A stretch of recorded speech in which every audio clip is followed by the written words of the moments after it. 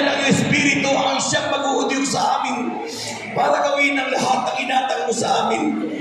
Diyos, itaas niyo ang inyong kamay.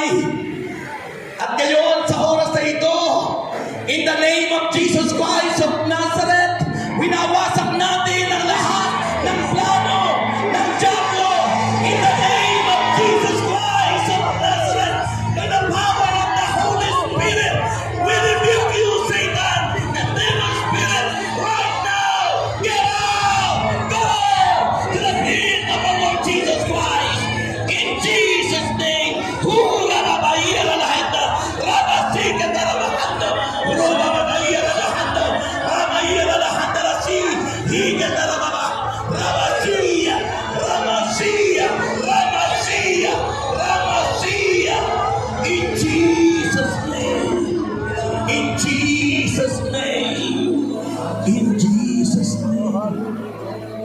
And Father, covered us with your precious blood.